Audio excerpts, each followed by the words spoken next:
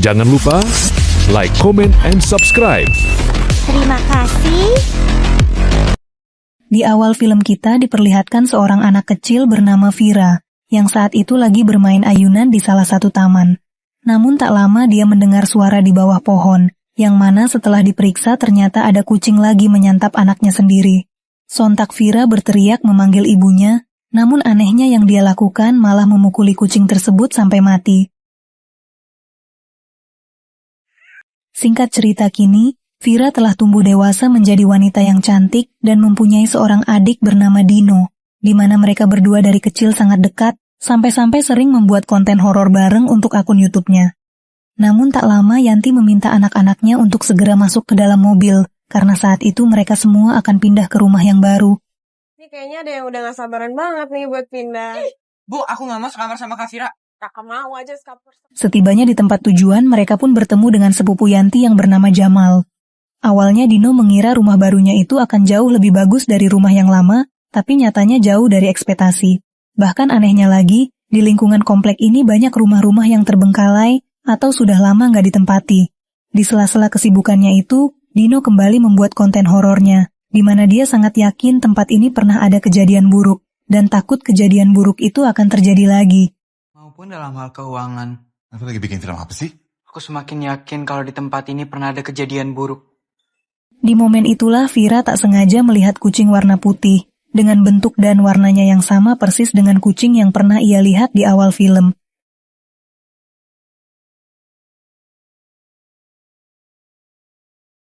Dari sinilah Jamal memperlihatkan kamar mereka berdua, sembari ingin menanyakan kondisi Yanti saat ini.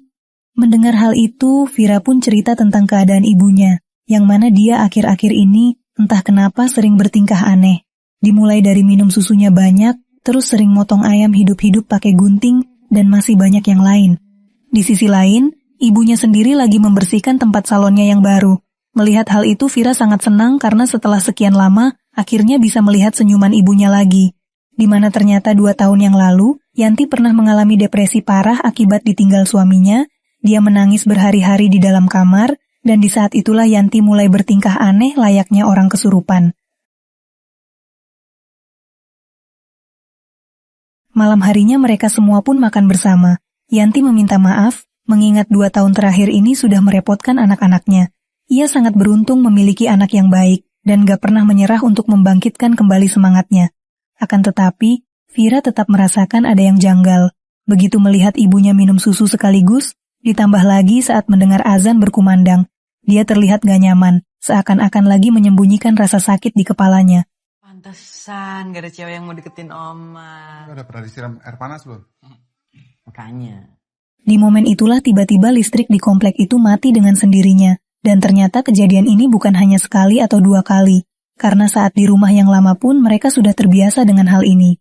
Di tengah kondisi gelap gulita itu, Dino mengajak kakaknya untuk membuat konten horor.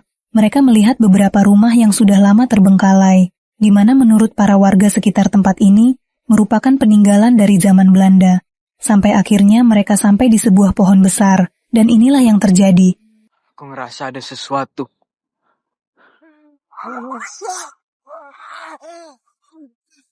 Dari kejadian itulah membuat tangan Dino terluka akibat cakaran kucing tersebut. Sepulangnya ke rumah Vira langsung mengobati luka adiknya, namun tak lama sang ibu juga datang, dan anehnya langsung menghisap darah dari luka Dino. Seakan-akan ada sosok yang mengendalikan tubuh Yanti. Enggak, Bo, ini bukan salah Kak Vira. Di pagi harinya, Dino dan Vira mulai membagikan brosur salon mereka ke orang-orang di jalan. Namun ada beberapa pria yang merasa terganggu. Akan tetapi saat ibunya sendiri yang membagikan brosur tersebut, entah kenapa pria tadi langsung berubah, seolah-olah baru melihat bidadari turun dari kayangan. Singkat cerita salon Yanti di rumah, akhirnya dibuka. Awalnya Vira sangat pesimis dengan usaha ibunya ini, karena yang pertama lokasi tempatnya lumayan jauh dari keramaian, ditambah ini baru hari pertama. Namun siapa yang sangka, satu persatu orang-orang mulai berdatangan. Sontak hal itu membuat Vira bertanya-tanya, kok bisa di hari pertama ibunya mendapatkan pelanggan sebanyak 8 orang, padahal mereka baru aja membagikan brosurnya di jalan. Saya mau potong. Silakan duduk di sini.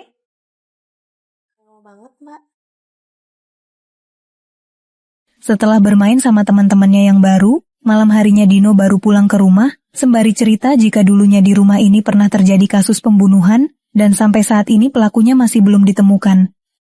Tak lama kemudian Vira menemukan pembalut di atas meja, ia lantas masuk ke kamar dan ingin menanyakan apakah pembalut ini punya ibunya, karena setahu Vira, ibunya sudah berhenti menstruasi atau datang bulan. Di momen itulah listrik di rumah tiba-tiba mati, sementara Yanti yang lagi di kamar mandi, meminta anaknya untuk menyimpan pembalut tersebut. Ibu mulai mens lagi, bukannya udah berhenti. Goblok. Hari demi hari salon kecantikan Yanti semakin ramai. Tidak hanya para wanita, tapi banyak juga om-om hidung belang yang pingin diremes kepalanya, sembari ingin menggoda Yanti tipis-tipis. Dari sinilah Vira pun merasa ada yang aneh. Meskipun mereka tinggal di tempat yang sepi, tapi kenapa salon ibunya tetap ramai pengunjung? Mendengar hal itu, Dino berusaha berpikiran positif. Mungkin aja ini rezeki mereka setelah pindah ke rumah yang baru. Daripada sepi, nantinya malah tambah pusing. Gila, konten ini. Malam harinya mereka berdua kembali keluar untuk membuat konten horor, di mana rumah terbengkalai kali ini bisa dibilang paling seram, karena lokasinya lumayan jauh dari rumah-rumah lainnya. Melihat hal itu, Dino pun sangat bersemangat, dan mulai menelusuri satu persatu ruangan di rumah tersebut, sampai akhirnya inilah yang terjadi. Din. Secara tiba-tiba muncul sosok bayangan hitam dari arah jendela, namun anehnya setelah diperiksa sosok tersebut telah menghilang. Tak sampai di situ, sekarang Dino bisa melihat dengan jelas ada penampakan sosok wanita. Awalnya Vira mengira adiknya pasti lagi bercanda, sampai di titik di mana sosok itu mulai mengejar.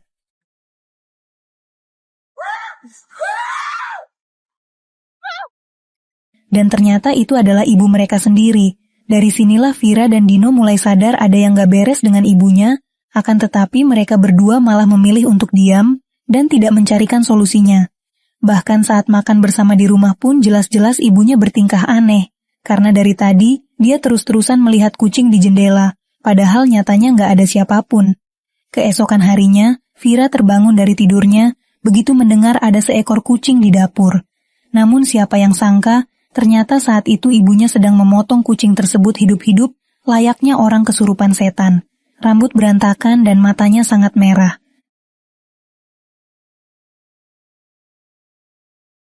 Sontak Vira pun yang ketakutan berlari keluar rumah sampai akhirnya menabrak ibunya, yang baru aja pulang dari pasar. Tak lama kemudian Vira menceritakan kejadian tadi kepada omnya, sembari bertanya sebenarnya di rumah ini pernah kejadian apa? Karena semenjak pindah keadaan, ibunya bukannya lebih baik, tapi justru perilakunya semakin aneh. Vira ngerasa sejak pindah sini, Ibu, jadi banyak berubahnya. Malam harinya listrik di rumah kembali mati seperti biasa. Dino yang terbangun dari tidurnya ingin ke kamar mandi, dan tak sengaja melihat ibunya ada di luar rumah. Namun seketika dia menghilang, dan tiba-tiba muncul di belakangnya.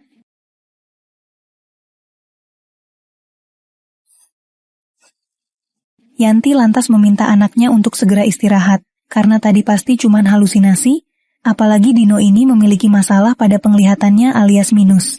Di pagi harinya keluarga kecil itu pergi ke pasar untuk mencarikan kacamata baru untuk Dino, tapi entah kenapa orang-orang selalu melihat ke arah Yanti, seakan-akan sangat terpesona oleh kecantikan dan keseksian badannya. Bahkan saat berada di toko kacamata pun, Heru yang merupakan pemilik toko langsung menggodanya. Mau cari model kacamata bagaimana? Saya bawa anak saya, matanya minus. Sepulangnya dari sana mereka tiba-tiba mendengar suara azan dari masjid, dan anehnya lagi ibunya malah menangis. Hal ini mengingatkan Vira pada kejadian 2 tahun lalu, tepatnya saat ayah pergi meninggalkan rumah. Meski sang ibu sudah berusaha meminta maaf atas kesalahannya, sampai-sampai mengancam akan bundir. Akan tetapi ayahnya tetap memutuskan untuk pergi, meninggalkan istri dan juga 2 anaknya.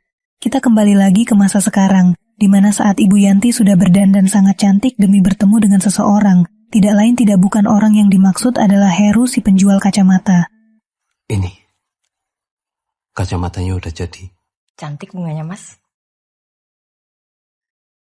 Sore harinya Vira pun ingin membersihkan salon kecantikan, namun tiba-tiba dia dikejutkan dengan kemunculan sosok kuntilanak, dibarengi dengan kepulangan ibunya dalam kondisi mabuk berat.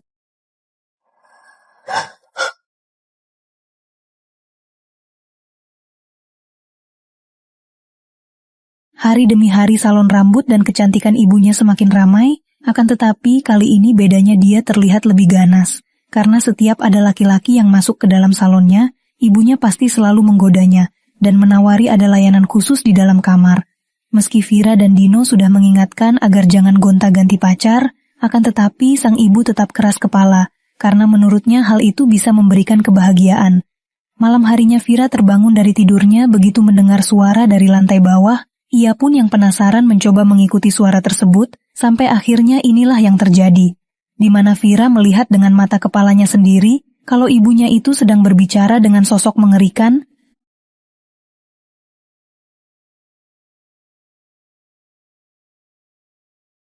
Sontak Vira yang ketakutan langsung masuk ke dalam kamar, akan tetapi ibunya itu tahu kalau anaknya hanya pura-pura tidur.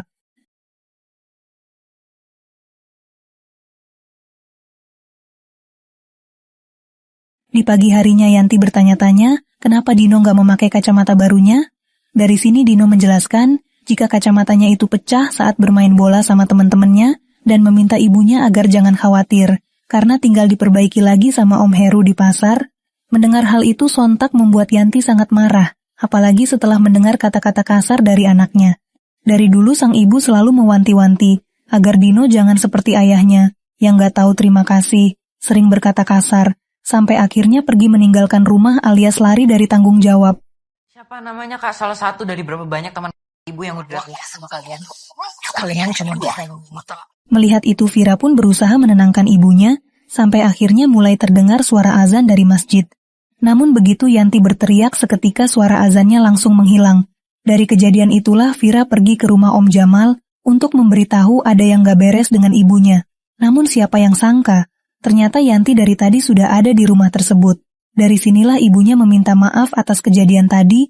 Ia mengaku lagi mengalami stres sejak pindah ke rumah yang baru, sehingga anak-anaknya jadi terkena dampaknya. Kamu sayang ibu kan?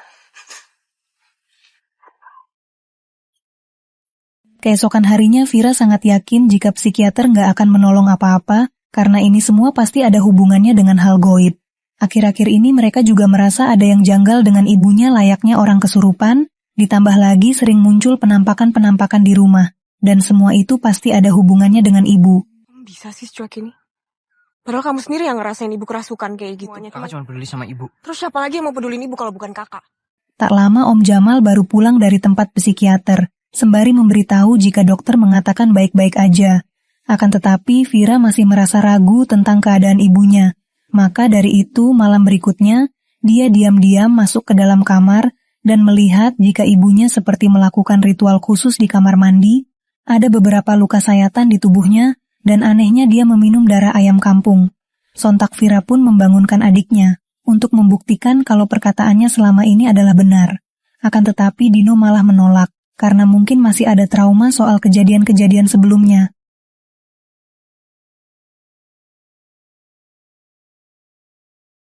Pada akhirnya mereka berdua pun pergi ke tempat psikiater. Namun setibanya di sana, dokter yang biasa memeriksa ibunya memberitahu jika Yanti sudah hampir setahun tidak datang ke tempat ini. Mengetahui hal itu Vira sangat marah kepada Om Jamal, artinya dia selama ini telah berbohong, karena sebelumnya mengatakan sudah membawa ibu ke tempat psikiater. Dari sinilah akhirnya Jamal memberitahu jika ibu mereka itu sebenarnya menggunakan susuk, tepatnya saat 2 tahun lalu setelah ditinggal sama suaminya, di saat hidup Yanti lagi hancur-hancurnya, depresi, dan sering mengurung diri di dalam kamar. Awalnya Jamal sudah mencoba membawanya ke tempat psikiater beberapa kali, namun gak ada perubahan apapun, sampai akhirnya menyarankan untuk pergi ke dukun, dan secara mengejutkan Yanti malah jauh lebih membaik tanpa memikirkan resiko ke depannya. Saya masih punya ibu. Lihat Omel gak punya siapa-siapa. Kenapa gak dibawa ke psikiater aja kayak orang normal? Saat mereka pulang ke rumah sang ibu, juga mengaku sangat takut untuk membicarakan rahasia ini. Takut kalau nantinya akan membahayakan nyawa anak-anaknya. Awalnya ia pergi ke dukun itu agar mendapatkan kembali semangatnya, akan tetapi semua itu ada syarat yang harus dipatuhi. Di mana Yanti harus menjalani ritual khusus setiap malam, karena kalau enggak entah kenapa badannya jadi lemas, dan di saat itulah sosok jin mulai menguasai tubuhnya. Artinya yang mereka lihat selama ini bukan ibu, melainkan sosok jin. Ibu putus asa waktu itu, Fir. Fir harus tolong ibu. Ya. Tak lama kemudian mereka pun mendatangi dukun yang memasang susuk tersebut, yang mana dukun itu bernama Medea. Dia menceritakan bahwa waktu itu Yanti datang ke rumah ini dalam keadaan konflik keras dalam jiwanya. Yanti sebagai perempuan dan Yanti sebagai ibu. Kemudian Medea menanamkan susuk di rahimnya untuk memisahkan kedua sisi tersebut, akan tetapi menggunakan susuk tentu harus mengorbankan sesuatu, dan hanya boleh darah ayam. Sontak Yanti mengakui kemarin tak sengaja mencicipi darah anaknya sendiri, padahal Medea sudah memperingatkan bahwa itu adalah satu-satunya larangan yang gak boleh dilanggar. Merasa situasinya semakin berbahaya, Medea pada akhirnya memutuskan untuk mengeluarkan susuk tersebut, karena susuk itu telah terkontaminasi dan tidak akan berhenti sampai mendapatkan darah dari anak-anaknya. Artinya nyawa Dino bisa terancam.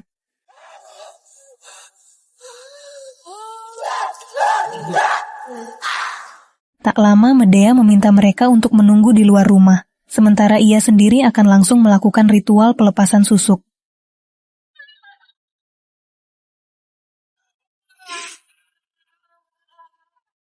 Singkat cerita, ritual itu telah selesai, dan Yanti keluar dari rumah dengan selamat. Melihat hal itu, Vira dan Dino langsung memeluk ibunya, tanpa mereka sadar bahwa di dalam rumah Medea telah meninggal dalam kondisi yang mengerikan. Di pagi harinya, Yanti mulai memerhatikan anaknya, dimulai dari menyiapkan sarapan, sampai menawari Dino untuk potong rambut di salonnya. Sementara Vira meminta izin kepada ibunya untuk keluar rumah, karena ingin membuat konten lagi di sekitaran komplek. Begitu Vira pergi, barulah Yanti mulai mencukur rambut Dino, tanpa dia sadar kalau jin tersebut masih ada di dalam tubuh ibunya, sampai akhirnya inilah yang terjadi. Jangan gerak ya. Kita kembali lagi ke Vera yang ternyata ingin mendatangi rumah Om Jamal, akan tetapi setibanya di sana, entah kenapa nggak ada siapapun di dalam rumah. Namun saat menelpon tiba-tiba ia mendengar suara dari arah rumah terbengkalai. Sontak Vira yang penasaran mencoba mengikuti suara tersebut, dan seketika dibuat terkejut begitu melihat ada banyak mayat-mayat yang selama ini pernah dekat dengan ibunya, termasuk ada Om Jamal. Melihat hal itu, Vira yang khawatir langsung bergegas pulang ke rumah dan menemukan adiknya dalam keadaan terluka parah di bagian mata. Secara tiba-tiba,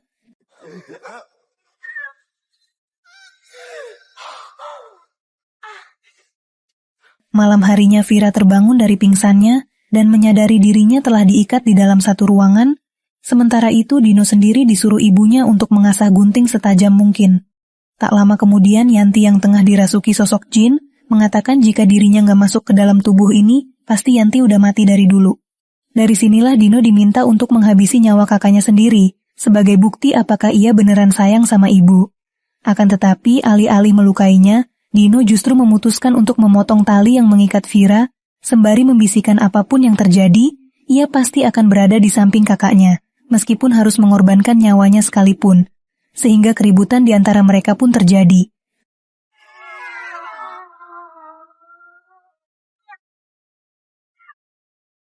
Namun sayangnya dari perkelahian itu, sosok jin jauh lebih unggul, dan akhirnya berhasil menumbangkan mereka berdua. Namun saat ingin menghabisinya, tubuhnya entah kenapa nggak bisa digerakin, yang mana ternyata jiwa Yanti sedang berusaha mengembalikan kesadarannya. Di momen itulah kesempatan Vira untuk menyerang, sampai akhirnya inilah yang terjadi.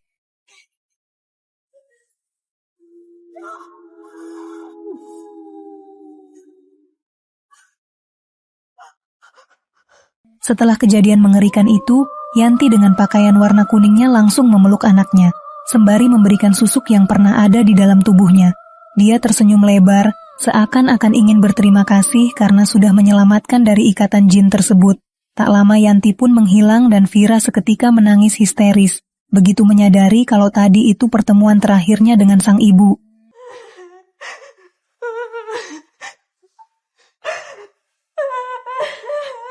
Itulah dia teman-teman akhir dari cerita. Terima kasih sudah menonton video ini sampai akhir. Jangan lupa di like, komen, dan subscribe agar kalian gak ketinggalan kisah-kisah menarik lainnya.